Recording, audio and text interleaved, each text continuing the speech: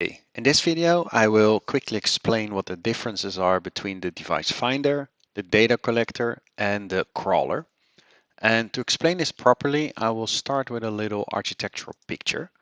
So the guys from Packet Coders made this for us, and it explains a little bit like the flow of how all the elements in Slurpit are working together. But for this video, I will mainly focus on the device finder and the data collector and the crawler. So as you can see, the crawler is not visible here, but it doesn't really matter. What's the most important is that we have the scanner and the scraper. Those are the technical names as how they are defined in the configuration. But for the people using the tool, using the GUI, we label them as device finder and data collector. The device finder is doing nothing else than taking a subnet or a list of IP addresses, scanning them, and try to fingerprint what it is. So it gets an IP address and it tries with SNMP to see like, okay, are you Cisco iOS? Are you Cisco XR? Are you Cisco Nexus? Those kind of information. So it's fingerprinting the device, getting the vendor, the product, and so on. We have a couple features for the device finder as well. So we can integrate it with, for example, Netbox and Naudobot. And this way you can tag your prefixes in there, and then the scanner will like take the tagged prefixes and this way scan them automatically. So let me show that quickly. So when you're in the Slurpit tool, you see here on the right top as well, device finder data collector. So you can see they're online and if they're working.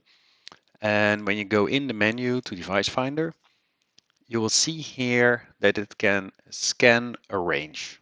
And when you open it, you can see like you can put a subnet range here, you can put multiple there, you can put single IP addresses there. And the only thing this tool will do, it will try to scan every IP address in this range or in this box, try to log in on it with SNMP, can be multiple records as well, and just try to find what it is. So this tool is quite optional, but it helps you to scan your network and quickly find all the devices. Now the data collector, also known as the scraper, is collecting the data from those devices.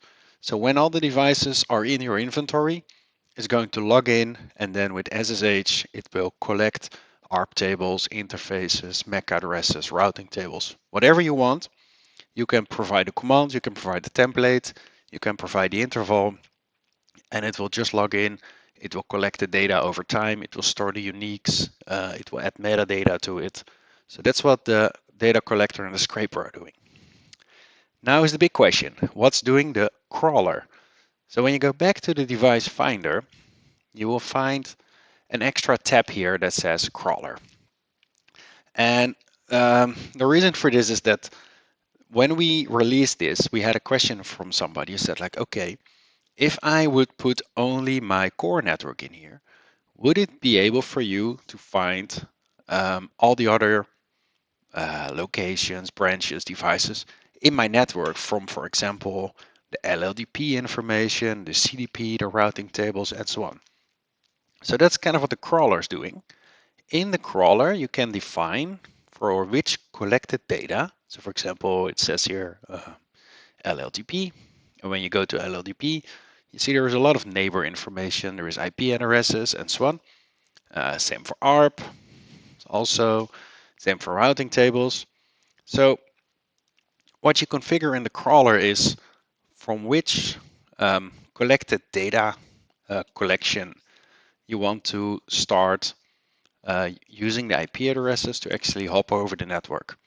So for example, here in the Finder, you see this subnet. And if you go now to the crawler and you click on the test button, you can see there is a whole different range of IP addresses coming in. And this is IP information it learned from the collected data. So in theory, you can put one location in there, your core network, and it will do, based on the routing table, the LLDP information, it knows the next branch. So it will start collecting the data from the next branch. It will then try to scan the core router of your next branch because that was in the LLDP information. And when it starts collecting the information from this core router, this crawler list will automatically expand over time. So the first time it runs, it finds the core routes of all the branches, and then it collects this data. And the next time the device finder runs with the crawler, it will start crawling all the devices inside those branches. So this way, as a little spider, the crawler will crawl over your network. And the more often it runs, the more data it will find over time. That's kind of the biggest difference. So I hope this clear things a little bit up, like what is the difference between device finder, data collector, and the crawler. If you still have any questions about this, feel free to schedule a session with us, and we're more than happy to answer all your questions or to go over a couple things.